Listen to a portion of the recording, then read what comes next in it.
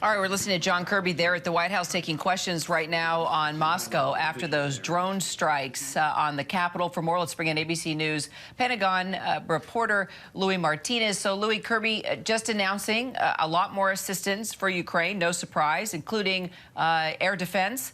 Kind of break down the difference now and what exactly is being added to the mix. Kara, that's about $300 million more in military assistance for Ukraine.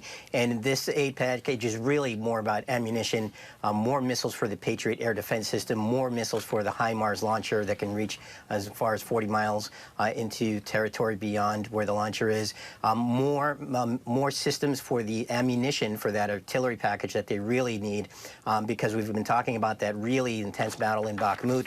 That has been a back and forth with lots of ammunition. And so that's what we're continuing to see, a lot of air defense, which we've seen over the last week that Ukraine still needs, because we've seen 17 different attacks, air attacks, being launched on Ukraine over the last couple of days.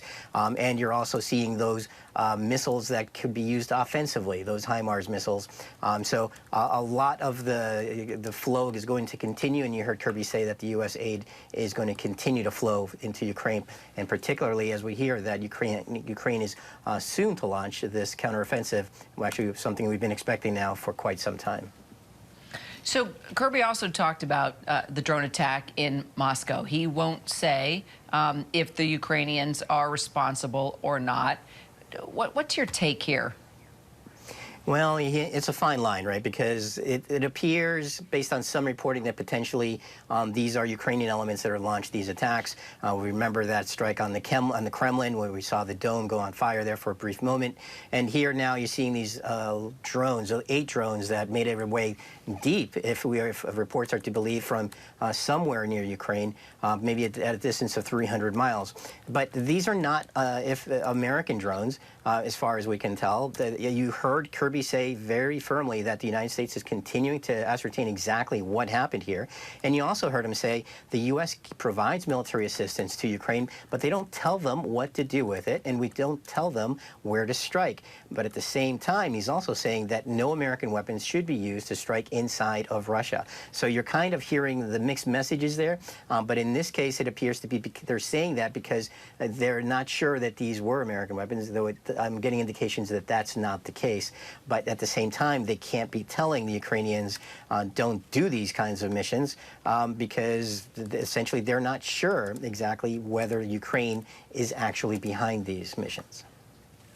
So the White House also had some harsh words there for the Chinese after that dangerous flyby.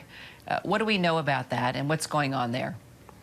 Well, it was so dangerous, and it was actually captured on video, Kara. That's something that really rarely happens in a situation like this. We saw that footage taken from inside the cockpit, where you saw that Chinese fighter streak 400 feet in front of that RC-135 reconnaissance plane. You're about to see it right now, how that plane, it goes through the jet wash. That is an unsafe and dangerous situation. This is the United States calling out China for this kind of aggressive behavior that's been building up for months, if not years. And again, Kirby saying that we have ways of communicating our displeasure to the Chinese. They've done that diplomatically. But what the United States really wants to see is more military-to-military cooperation, more military-to-military contacts. And that did not happen this week.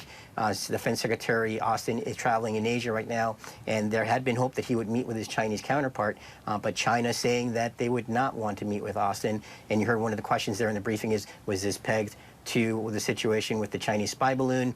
Was this pegged to something else? And Kirby just couldn't provide an answer on that. All right, we'll continue to follow everything, of course, as John Kirby is still speaking there at the briefing. I know you'll hold us accountable. Louis, thanks.